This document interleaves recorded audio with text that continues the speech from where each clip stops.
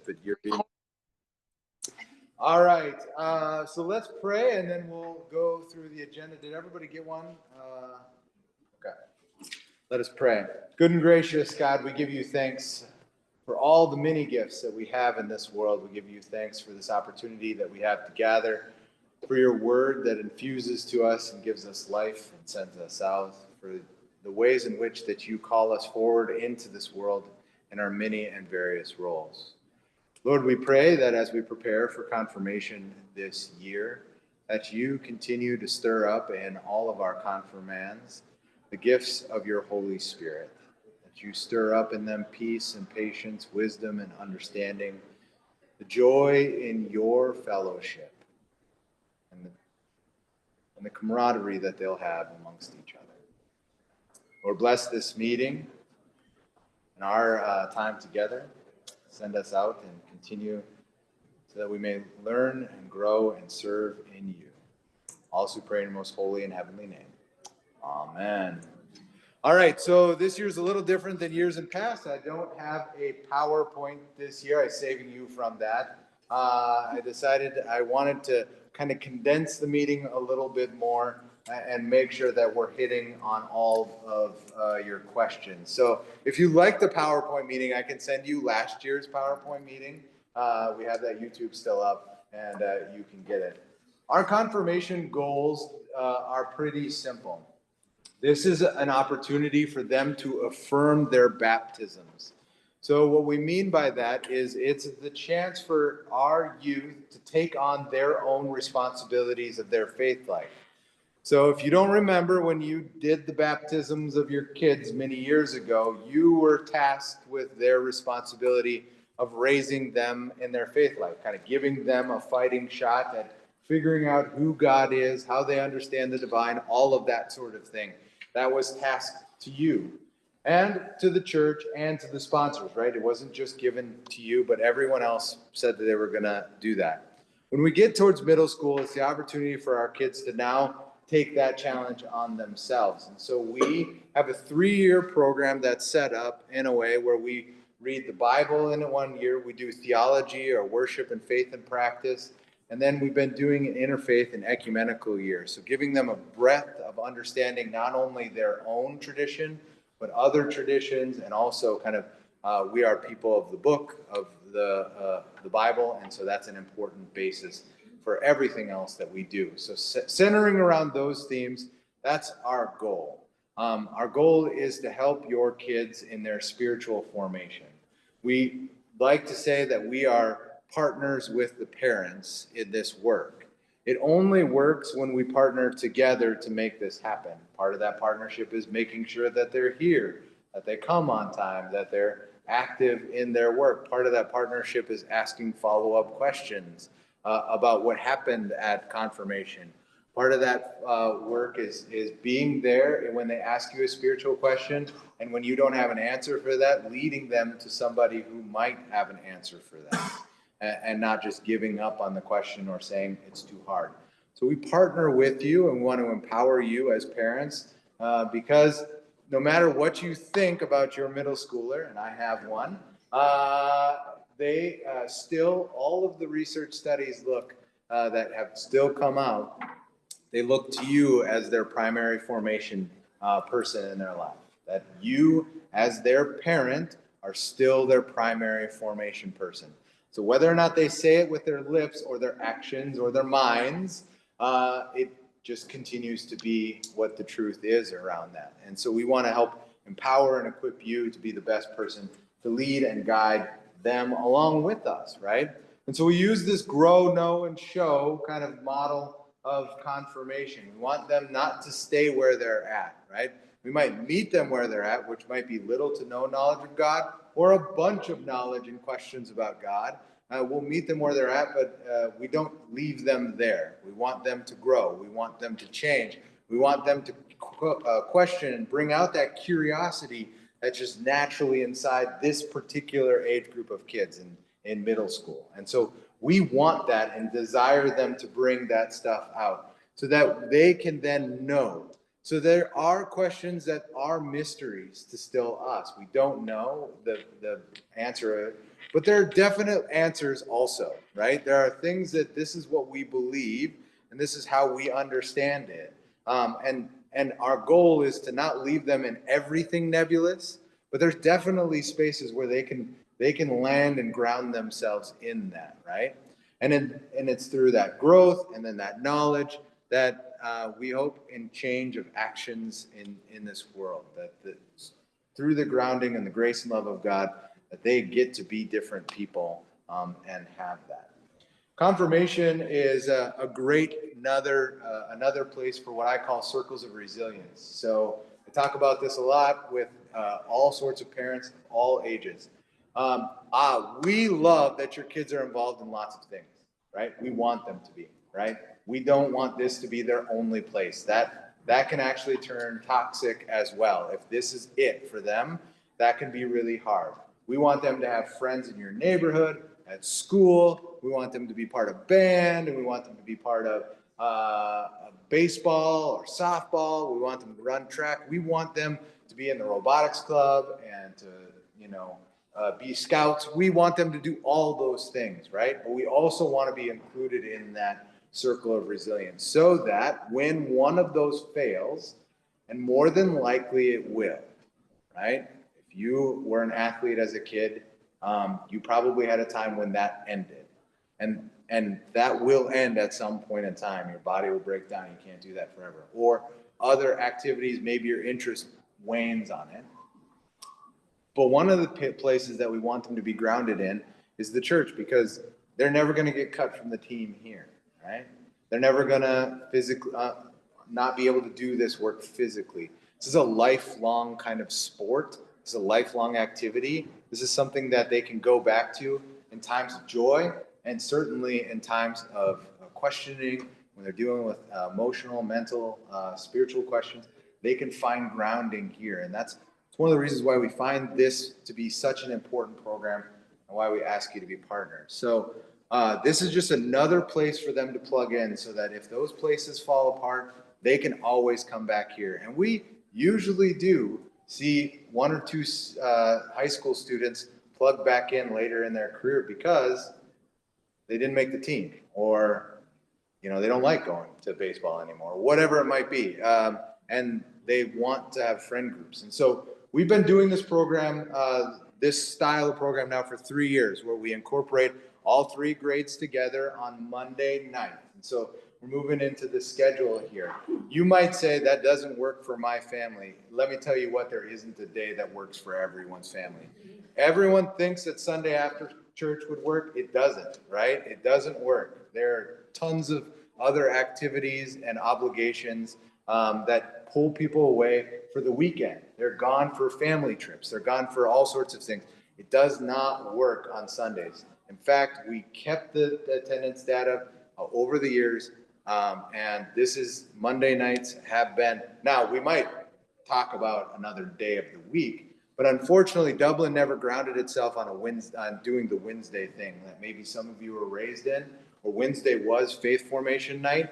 That never happened here. For whatever reason, that wasn't given. In Minnesota, it's state law that all high school activities on Wednesday night have to be done by 6:30. State law across the board to allow for religious activities to happen. Now, that doesn't just mean Christian religion, all religious activities to happen, right? And so when I was pastor in Minnesota, it was easy. Wednesday night was the night, right? Because practices were done, right?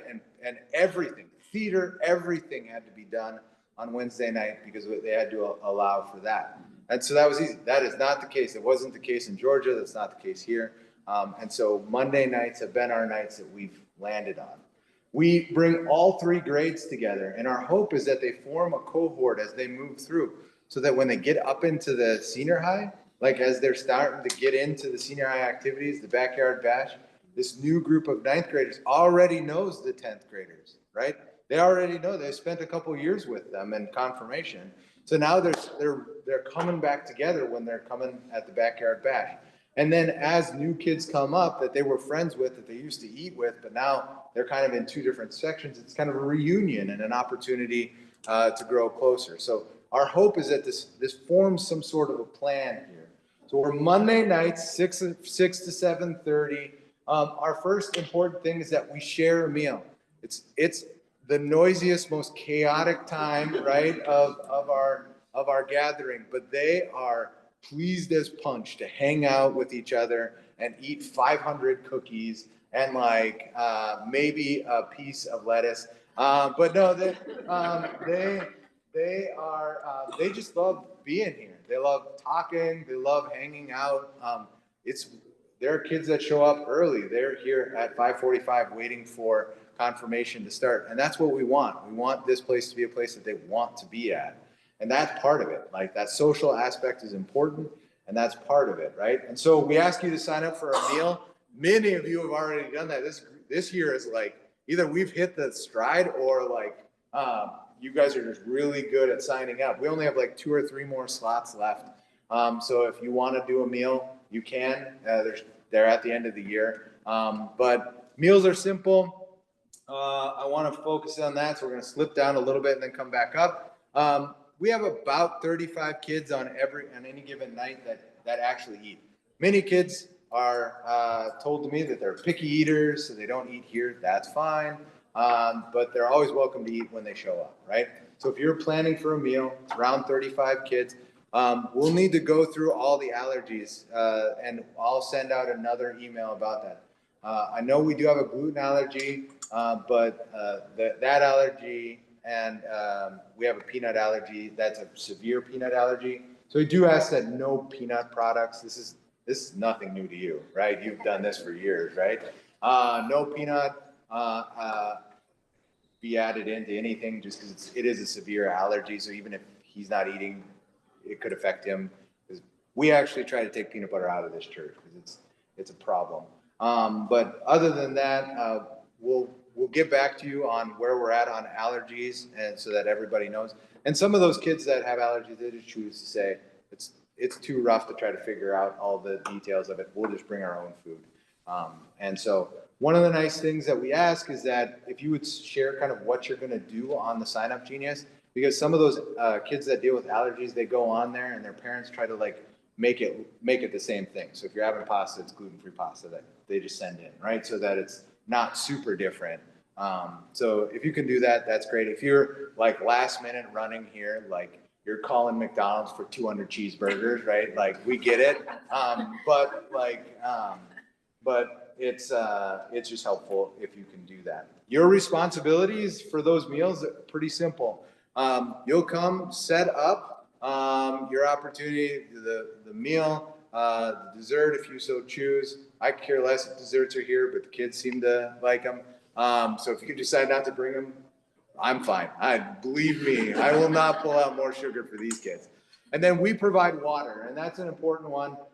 We used to have people bring in drinks, but their plastic water bottles drive me nuts because they crinkle them like crazy, and it just drives me crazy. And then if they have any sort of sugary drink, it is like trying to wrangle cats, right? Like they just go insane. They lose their mind. So please, no colored drinks. If you want to do lemonade or tea, that's fine, but like, let's keep it pretty. No soda for sure. Water is fine. They drink a lot of water. These kids when I was a kid, they are way better water drinkers than that. So set up ahead of time. The meal starts at 6, so try to be ready to go by 6, and then kind of help to clean up the space. Our kids will clean up their space because they make a mess, and so there's cleanup crew that will be assigned every week, and they clean up their space. They clean off the tables and everything. So you're just kind of your areas up there, set it up, clean it up. It's pretty basic. You have access to the kitchen if you want to cook ahead of time. Feel free. There's nothing much going on Mondays, so if you want to come in here and prep it in here versus prep it in at home, that's easier. Like, feel free to do that. If you are having a delivery sent here, please also be here to receive the delivery. We can do that, but it just adds a little bit more chaos into our lives. So please be here to receive the delivery as well. And so that's around the meal. Meals are great and a fun opportunity. Kids come in, sometimes they don't eat, sometimes they just eat dessert. You know, I'm not really going to police them on their middle school now. So if you have expectations for them not to eat 15 cookies, please tell them not to eat 15 cookies. But I don't really try to police them because that's not really the relationship I want to form with them. I'm also aware that if they throw up after eating all these cookies, like we're going to have a conversation about not doing it, just, you know, but it is, you know, we want this place to be kind of that freedom place, this opportunity to do different things as well. Then Kaylee O'Donnell is over here. Everybody may already know her. She runs our activity, game, or service project, and that's an opportunity for our kids to stretch their muscles in different ways. They all want to play gaga ball and run, but we also like to think about other ways to engage kids who are more creative. Maybe they don't like to play gaga ball. Maybe they like drawing. So we have different activities for each night, and they sometimes match with our themes, sometimes they don't. It's just good opportunity for them to think through that, and so we try to encourage them to take it seriously. Then we'll be moving into what's called the story. So some of you already have this book because this started off our 3-year cycle 3 years ago when we did this, and we ended up doing it as a whole church. If you don't have the book and would want one, I can get you one. But what it essentially is, it's the Bible in 31 chapters. So every kid will have one. And this is a great opportunity because if they're not going to make it to class for a portion of time, they should read their chapter, okay? And we're coming up with an idea of how we might interact with that throughout. If you're missing class, how you might send in some responses, email me so that, you know, we are engaging in the text. Because if they decide to take, you know, 6, 7 chapters off, it's going to really throw them off compared to everyone else. So if they are going to miss class, and we'll get down to that, but this is what we're going to be doing. So we'll provide the book, the story to them. It is their book. We'll encourage them to write in it, highlight in it, put questions in it, different activities for that. And so every week we'll start off, there's a little video that starts it off. It's one of those like whiteboard video kind of things that walks through the chapter. And then we're going to pick out a story. So I'll be the primary teacher. Pastor David Nevergall, who is also a member here, he will also be teaching some of the times when I'm gone and some other times. Pastor Rachel, who preached today, she likes to teach a couple of the Old Testament sections, so she'll be doing that as well. But for the most part, we'll be sticking in this. This is a great opportunity if you have never read the Bible and wanted to read the Bible personally. Like, this is a great opportunity for you and your kids to do something together, right? Like, you can have this book. It's on audiobook if you don't read, right? To put it on your commute in, right? And this is your chance to like have that connection point. And that's, again, part of that partnership is really what we're hoping for here. So that maybe you already did do this before, but maybe this is a great opportunity to do it again. Part of your own devotional life. You can find all of that sort of stuff on audiobook, on Audible, and all the rest of them. There's free ones on YouTube. If you want to look that up, feel free. It's been around for a long time, and it's a great resource. I've used it at all 3 of my churches, and so that's what we'll be doing. In the back of each section, there's a questions, and are kind of in the back of the whole book. Actually, there's questions that are set up, and different things, glossary and stuff like that. So we'll be navigating through that. Attendance is always an issue or a question that comes up. Like, hey, I can't make it because I'm in dance or I'm in baseball or I'm in. That's great. Again, we want to encourage that, but we don't want to be left out, right? So it's not like, hey, we're going to do this instead. So here's the thing. We want to encourage attendance. Every time that you can be here, you should be here, right? I have rebelled against making mandatory lists and points and all of that stuff. That is not faith formation in our church, right? We are a people of grace. And if we teach that God demands you to get 97 points in order to be confirmed, it goes against our theology of who we believe God to be in this world, and we cannot have that set up as the rubric that they are forming their faith under. So we are not doing mandatory things in this confirmation class. You cannot attend a class at all. Come do no sermon notes and not acolyte at all. And come to confirmation when you get to 8th grade and say, I want to be confirmed, and I will say, fine. Right? That's fine. It's not my choice. This is you taking on your own faith life. Will that be good? Probably not. Like, you've missed out on a lot of great opportunities to learn and grow and question. It's really for your benefit to come to this stuff or to bring your kids to it. That's really where we want you to see it, not as a mandatory thing that we have. So there are no requirements, right? No mandatory pieces of the puzzle, because that's not how we understand God to work in this world, right? And we are asking you to engage in it in a different way. So come when you can acolyte, but if you can't acolyte, kind of swap out. So if you're missing one, swap in for somewhere else, or jump on a bunch of them. I know Eric, he plays sport, so he jumped on a bunch of them in the summer, right? If you know you're going to be gone, like, try to fill it out. If you're coming to church anyway, just look online. Hey, you're going to acolyte. The kids, for the most part, like acolyting. They're not opposed to it, at least. So come to that. While we're there, sermon notes are great. They're used as a tool really to help them start to listen to a sermon. So it's not that there's a right answer or a way to fill this out correctly, but instead for them to start to think about, what are you doing in the midst of the sermon? What's happening in the midst of it? What are you trying to get out of it? And so we'll cover sermon notes with them on the first day, so they'll have a much deeper understanding of it. But the idea also is that there's a parent signature line that doesn't always get filled out. But again, in partnership, that's what we need you for. We need you to read through that, and then on your way home, say, hey, buddy, I saw that you wrote this down. Can you tell me more? Or, I saw that in your prayer for the week, you wanted to pray for your classmate, Leo. Why? What's going on with Leo? So that maybe they're not communicating all those things to you, but if they're writing them down for prayers, that's something that means something to them, right?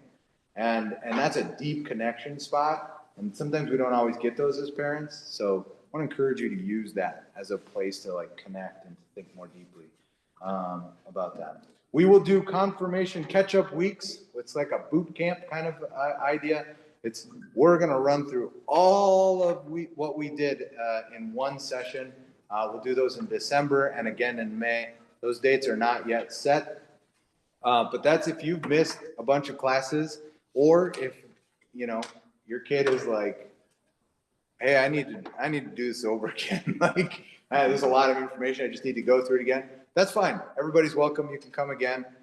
It's less games. We don't do any games. We have some breaks for some food, but we just basically plow through the lessons one at a time and try to get them to understand that. So that's what we do for confirmation attendance and that. Let me talk a little bit about one more thing, and then so on the back page there, you'll see Shenanigans Weekend. So Shenanigans Weekend is something we started a few years in response to, we recognize that not all of our kids knew each other super well, right? Some of them came in and they had been in all the Sunday school, so they did know each other. Some kids had been in and out of Sunday school. Some kids are brand new to the church and didn't have any connection points. So this is a team building weekend. Very, very important for our 6th graders and anybody new to confirmation. Very important. They will go and they will be so nervous and they will not want to go. They're going to tell you all the reasons why they shouldn't attend, right? And then they're going to come home and they're going to fall over flat on their face because they're going to be so tired. And it's just going to be such a fun time. And then if you want anything to convince you why Shenanigans Weekend is good, come the week before we go to Shenanigans on that Monday night. Then come the week after we come back from Shenanigans on that night. And notice how very different the room feels. So different, right? And so I don't ask a lot of things to be mandatory. We talked about that already. But this is one of those times when I would ask you to call the coach, call the whatever you need to do, and try to get your kid to this event. This is very important for the ethos of our community. It's just very important. And I can guarantee you it's more important than whatever they're going to miss for that one particular time. So please, it's a Friday, Saturday. Kaylee, do you have any more that you want to talk about with that? We'll send out information about it because so camp will have a registration. You'll register directly through the camp if anyone has sent their kids already to Hopewood Pines. That's where we're going. Let's see. Yes, camp, but we'll be going to the same place for Shenanigans weekend. Okay. So it'd be Friday to Saturday. So you'll register through the link directly through them. And we'll send out information, like I said, about that. We can send a tentative schedule as well as a packing list. It looks like it's going to be kind of more of like a check-in on a 7 o'clock on a Friday night and then get back around or leave around 4 o'clock on Saturday. I think right now that's pretty much the important thing for you to know. And yeah, just let us know if you have questions. Yeah. We're doing something new this year for Shenanigans. One of my goals is to help partner with other local Columbus Lutheran churches. And as a larger church, I feel kind of one of our responsibilities is to help lead and guide in this connecting. And so we're trying to bring other confirmation students from other churches together for this. So not only do they start to get to know each other in our congregation, but they also get to know other kids.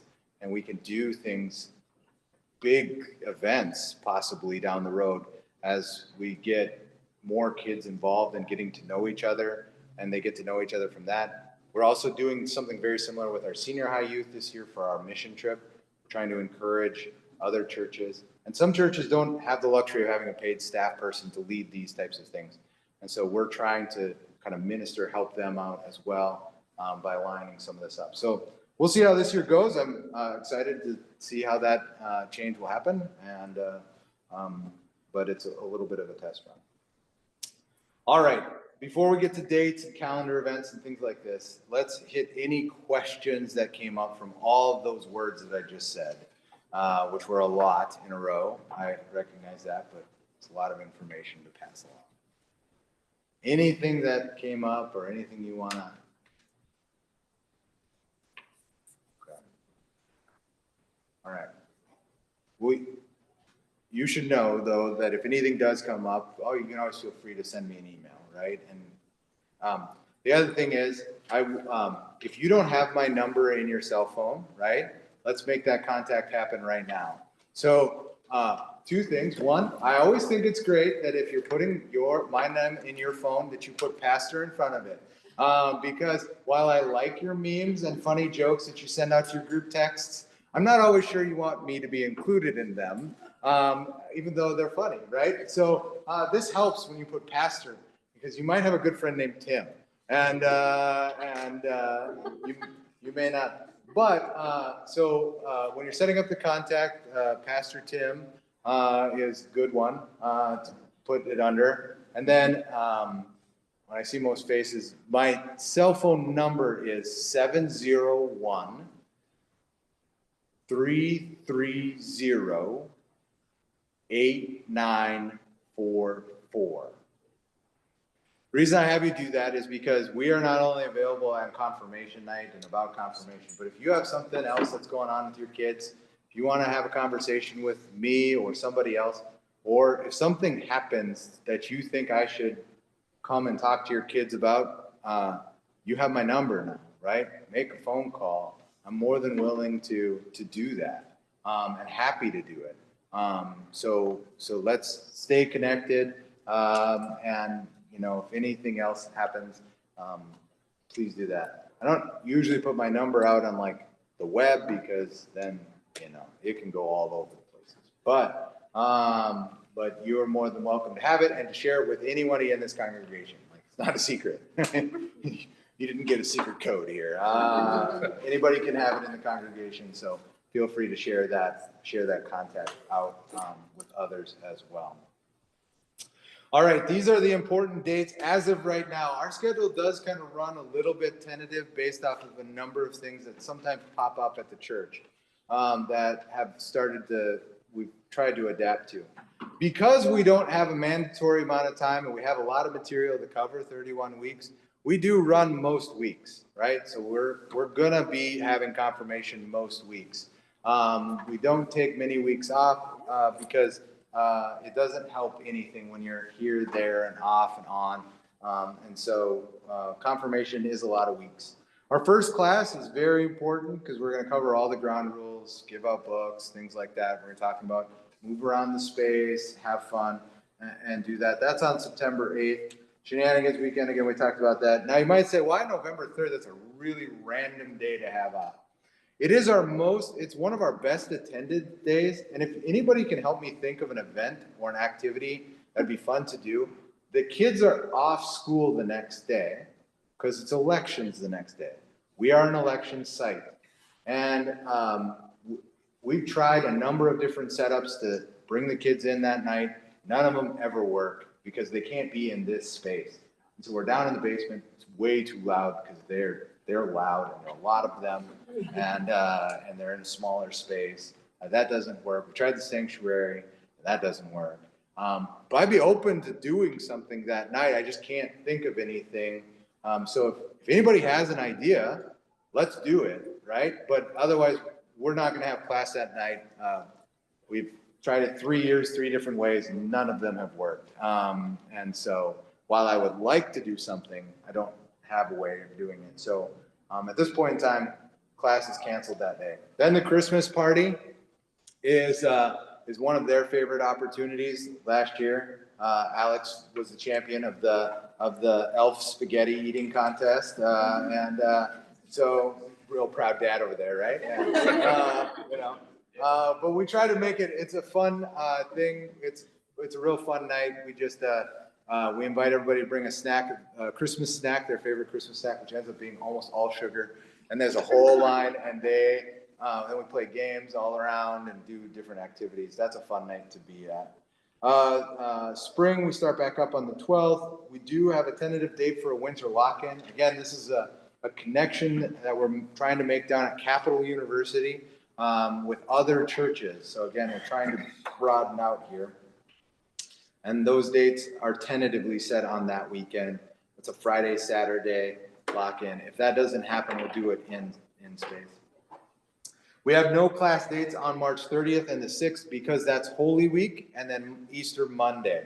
So I'm off on Easter Monday, and so we're not going to have class on that. And then we don't have class because we have worship service on that week. So what we ask you to do that week is to come at least 3 or 4 times along that Holy Week to try to talk about what it is. So starting with Palm Sunday, there's a service every day through Easter. And so look at your schedule and figure that part out, okay? Now, for all those who are 8th graders, the important dates, one change that we did make this year is we're putting together the council meeting and the workshop. So one of the things as 8th graders is that they memorize a verse for confirmation. And if they haven't, this is their chance to kind of work through that. They also are to come to a council meeting because it's technically the council needs to approve their affirmation or confirmation. But we've changed that to be just like an opportunity for other adults in the space to talk about the importance of faith in their lives, right? Where they've been, where they've gone, maybe they went away from the faith, maybe they didn't think much of it. Now they're back in it. And they're our leaders, so we have them in front of them.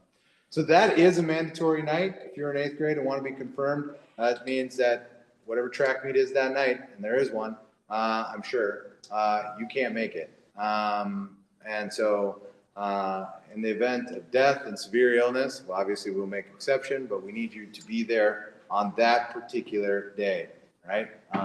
So April 14th from 5 to 8, put that in your calendar because it'll be workshop. We'll feed them lunch. We'll take care of that. We do a taco bar. It's fun. And then we'll have an event, and that will go. Then we'll go into worship. And then we'll go to council meeting, and they're done by 8-ish for that time. So those 3 hours, make sure that they're down. Confirmation rehearsals on May 16th. Listen, I already know that the orchestra goes to Kings Island that day. That is not mandatory. You saw the only mandatory date that's mandatory on here. It's really strongly encouraged because then you know what you're doing. But May is terrible. That's why we end confirmation on May 4th, because there's so many conflicts in May that we go from having a whole bunch of kids to like nobody's here. And so we end on the 4th. But then if you can't make it, let us know. We also encourage you to watch the confirmation service so that they know like what they're doing in the midst of it. And then of course, confirmation day. That is the confirmation day. I guess it's the only mandatory. We don't confirm you whenever you can show up. Like it's that is confirmation day. So I guess that is another mandatory day. It's not whenever you're choosing it. So you'd want to put that one down as well if you're an 8th grader, or as you think about this down the line. It will always be around that Sunday. So if you're looking down the line, like it goes the first Sunday of May, Mother's Day, confirmation, Memorial Day, right? It's like it is right down the line, right? So you can schedule yours out way in advance. All right. That's all the important dates that I had and information to share. Is there anything else or any dates that you had questions about? There was one day when I looked at the meal schedule, February like 16th or something. They don't have school that day. Or is there Yes. still confirmation at the 17th? Yeah, they have school the next day though, right? Because that's President's Day weekend. Yeah. Yeah. So we, at this point in time, have kept it, again, if we can figure out a way that we can move it, we will, but we tend to actually on those days when they have school, it's not so much that they don't have school that day, they have school the next day, so people are back in town, and if you've gone on vacation with your kid for 4 days, you might want to send them away for and we'll graciously take them from you for that short period. I just want to confirm that. Yeah. The one thing I have to, Kaylee put eyes on this, that I have all the meals scheduled, right? Sometimes I get to it and I forgot a day. Whoops. So we'll send that out again around meals. If you have any questions about that, let me know if you're doing the meal for the first time. People have done them, and there's no better or worse way. There's just, there's lots of different ways of doing it. So pretty easy. All right. Any other questions or comments, concerns? Yeah. The meals, are plates and things provided here? Yep. So we try to use reusable as much as we can. So the kids will wash their dishes off and then we run them through the dishwasher. And they've been doing that now for a while. I always get the comment, how come they don't do this at home? Like, it's just part of the routine that we train them in on, and they spray them off, which is kind of fun. If you've ever read one of those big blaster sprayers, like it's not that hard. And so, yeah, we use reusable as much as we can, and we'll provide all of that for the kids. So. All right. Well, that's all I have, but if you have individual questions, more than willing and, able to talk to you. So I'm going to turn this off. Thank you. Yeah.